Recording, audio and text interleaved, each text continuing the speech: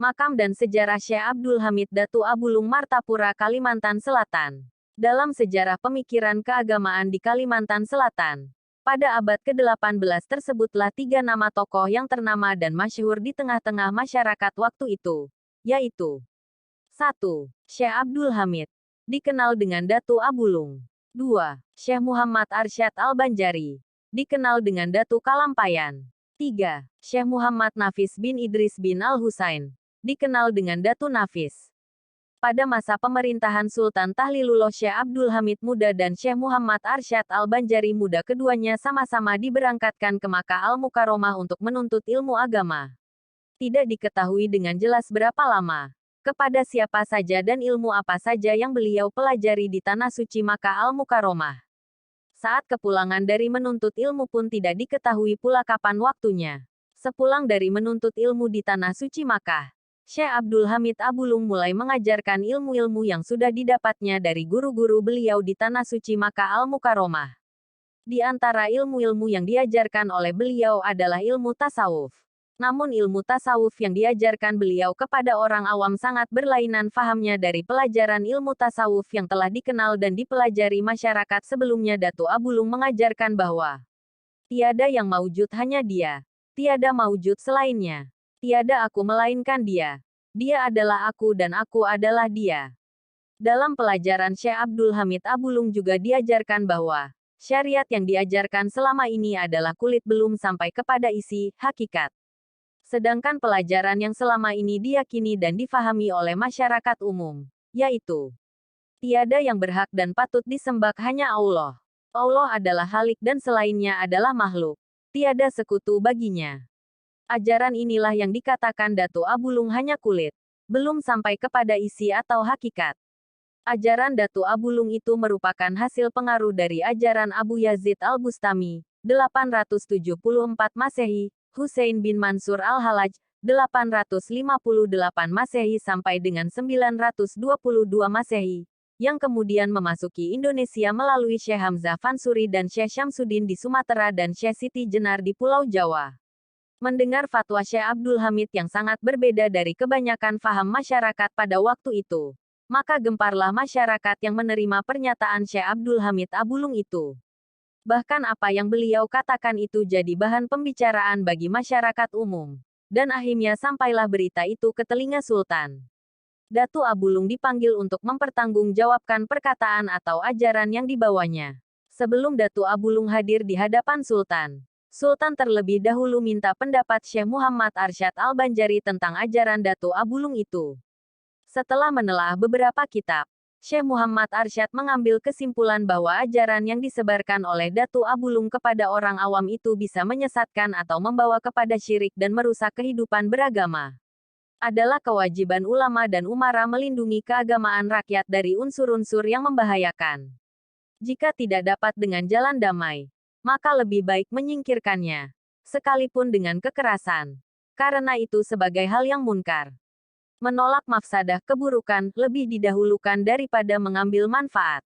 Melenyapkan seseorang untuk menyelamatkan orang banyak dibolehkan menurut hukum, malah terkadang wajib.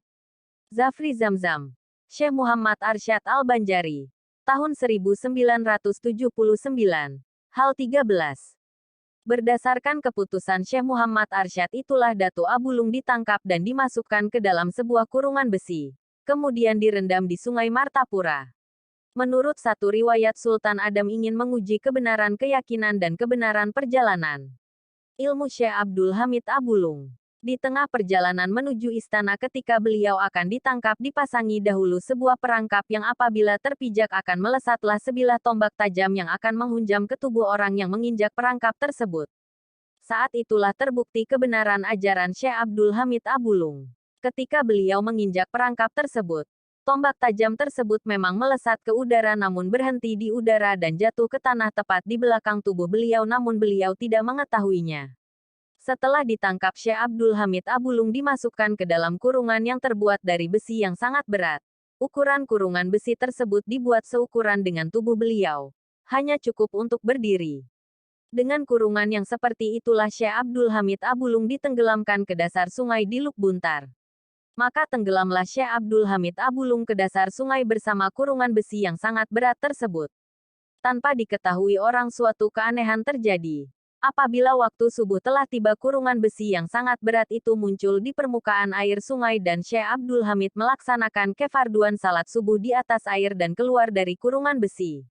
Setelah selesai melakukan ibadahnya beliau masuk kembali ke dalam kurungan besi itu dan kurungan besi yang berat tersebut perlahan tenggelam kembali ke dasar sungai. Demikian juga kurungan besi itu akan muncul ke permukaan air sungai apabila waktu salat fardu telah tiba dan apabila telah selesai melaksanakan kefarduannya serta amal ibadah yang lainnya kurungan besi itu kembali tenggelam ke dasar sungai.